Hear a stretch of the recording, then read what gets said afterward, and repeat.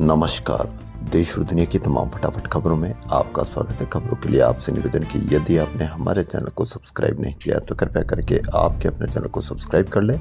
आप सब्सक्राइब करते हैं तो हमें हिम्मत होती है सही और सच्ची खबरें और उन खबरों को आप तक पहुंचाने की जो मीडिया के द्वारा या तो छुपाई जाती है या बहुत कम बताई जाती है। तो क्या है आज की बड़ी खबरें। बांग्लादेश की पूर्व पीएम शेख हसीना के खिलाफ मानवता के खिलाफ अपराध के मामले में विशेष ट्रिब्यूनल आज फैसला सुनाएगा। फैसले के बाद हिंसा की आशंका को देखते हुए सुरक्षा व्यवस्था कड़ी कर दी गई है। शनिवार देर रात से रविवार तड़के तक ढाका में 2 बसों को आग लगा दी गई। बांग्लादेश इंटरनेशनल क्राइम्स ट्रिब्यूनल हसीना, पूर्व गृह मंत्री असदुज्जमान खान कमाल व तत्कालीन आईजीपी चौधरी अब्दुल्ला अल मामून पर लगे 5 गंभीर आरोपों पर फैसला देगा। हसीना और कमाल फरार है। वहीं मध्य प्रदेश के उच्च शिक्षा मंत्री इंदर सिंह परमार अपने विवादित बयान पर घिर गए। आगर मालवा में आयोजित बिरसा मुंडा जयंती कार्यक्रम में परमार ने समाज सुधारक राजा राम मोहन राय को अंग्रेजों का दलाल कह दिया था। विवाद होने पर मंत्री ने वीडियो जारी कर माफी मांगी। उधर तृणमूल कांग्रेस और कांग्रेस दोनों ने भाजपा पर तीखा हमला बोलते हुए इसे बांग्ला विरोधी मानसिकता और बौद्धिक दिवालियापन करार दिया है। तृणमूल कांग्रेस सांसद और बंगाल इकाई के अध्यक्ष रीता व्रत बनर्जी ने कहा कि परमार का बयान कोई चूक नहीं बल्कि भाजपा के बंगाल के महान विचारकों के प्रति नफरत का प्रतीक है। देश में सबसे ज्यादा बुजुर्ग आबादी वाले राज्य केरल में वरिष्ठ नागरिक को एंटरप्रेन्योर बनने के लिए प्रेरित किया जा रहा है। दरअसल केरल की कुल आबादी के 16.5% लोग बुजुर्ग यानी 60 साल से अधिक उम्र के 56 लाख लोग हैं। इनमें से 11% लोग 80 साल या इससे अधिक उम्र के हैं। राज्य में बुजुर्ग आबादी पूरी तरह से शिक्षित भी है, लेकिन बुजुर्गों के अनुभव और हुनर समाज के विकास में नहीं लिए जा पा रहे थे। राज्य ने इसे एक अवसर की तरह माना और एक सर्वे के बाद वरिष्ठ नागरिकों के लिए न्यू इनिंग योजना शुरू की। 50 साल से ऊपर के वरिष्ठ नागरिक इस योजना के तहत अपना पंजीयन कराकर कोई स्टार्टअप या नई कंपनी शुरू कर सकते हैं। कोची स्थित केरल स्टार्टअप मिशन के तहत शुरू हुई इस योजना के लिए अब तक कुल 300 आवेदन आ चुके हैं। पहले चरण के लिए बजट आवंटित भी हो चुका है। जल्द सीनियर सिटीजन के स्टार्टअप शुरू होंगे। आजकल सुखद भरी खबर आना ही बंद हो गया हो जैसे, उसके बीच में ये बहुत शानदार सुखद खबर। ट्रांसजेंडर समुदाय के लोगों की तरक्की व बराबरी का मौका देने के लिए हिंदुस्तान जिंक ने अपने कार्यालयों में 23 ट्रांसजेंडर्स की नियुक्ति की है। कंपनी ने अगले साल तक 7 और लोगों को नियुक्त करने का लक्ष्य रखा है। इनके लिए अलग से समावेशन नीति और गाइडलाइन तैयार की गई है। कंपनी से अभियान के तौर पर चला रही है। इसे जिंक्लूजन का नाम दिया गया है। राष्ट्रीय पुरस्कार विजेता अभिनेत्री कीर्ति सुरेश को यूनिसेफ इंडिया ने बाल अधिकारों के लिए सेलिब्रिटी एडवोकेट नियुक्त किया है।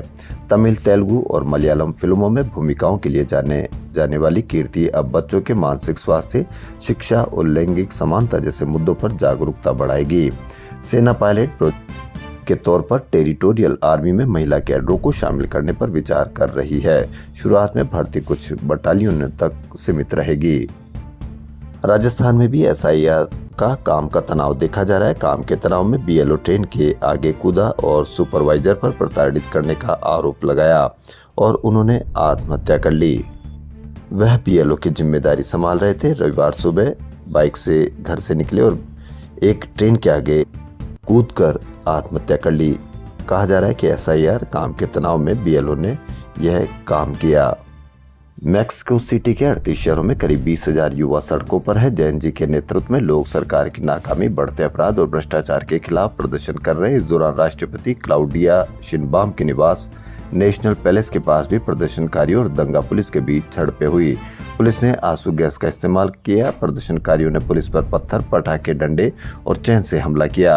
उपकरण भी छीन लिया गया। प्रदर्शन की शुरुआत मिचोआकन के मेयर कार्लोस मंजू की पिछले दिनों गोली मारकर की गई हत्या के विरोध में हुई।